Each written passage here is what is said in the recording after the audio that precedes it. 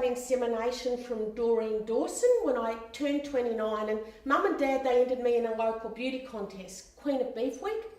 Well, all the girls entered because there's not much to do in casino. We still entered, even though we all knew that creamy-skinned Yvette Watson was surely going to win.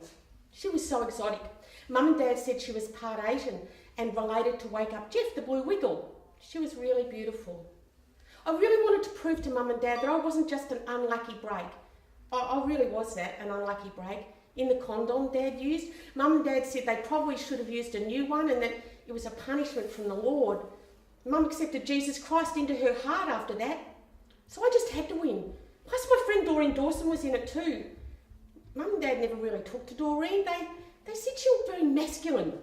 But I liked the way the sweat glistened on her hairs on her upper lip. And I thought the hump on her back gave her a really unique charm, like sort of like she had, 3 boobs, 2 out the front and 1 in the back, just in case.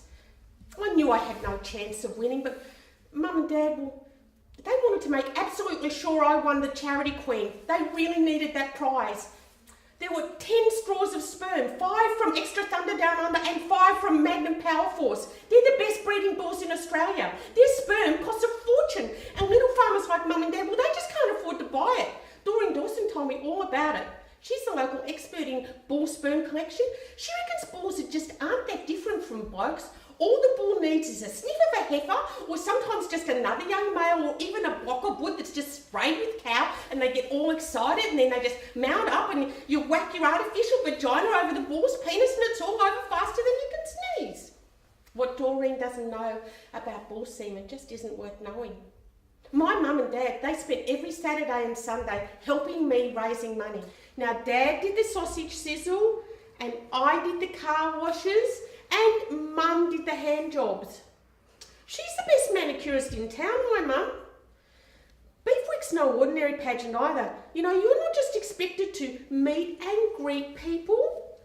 You have to know your meat.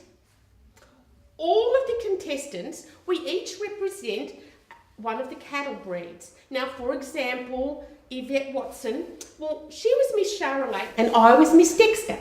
Now, a Dexter's a black cow that's good for milk or beef, and it's prized for its short legs, its large rump, and its very friendly nature. And Dad said that it was just like me.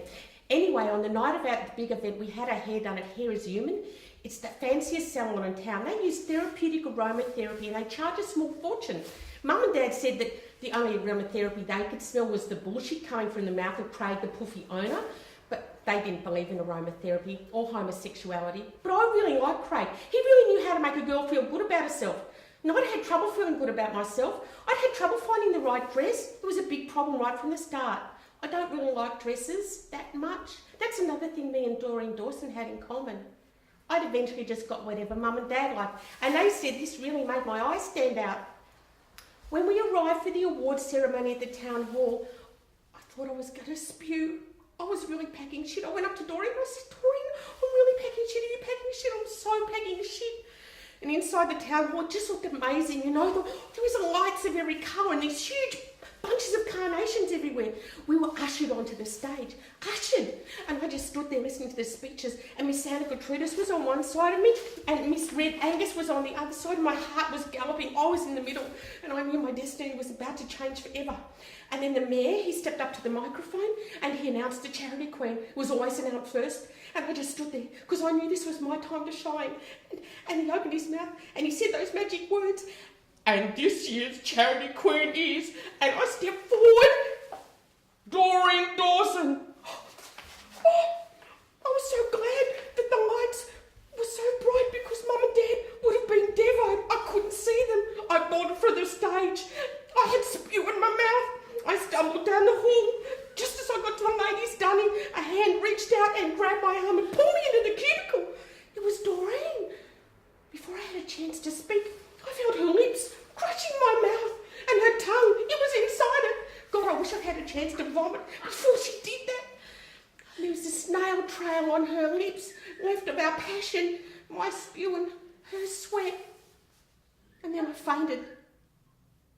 I woke up and the Charity Queen sash was over my chest. And I looked down beside me and there was a funny looking thermos, and inside was 5 straws of Thunderdown under sperm! And a note that said, if you fancy a life filled with good times and sperm, call me XX.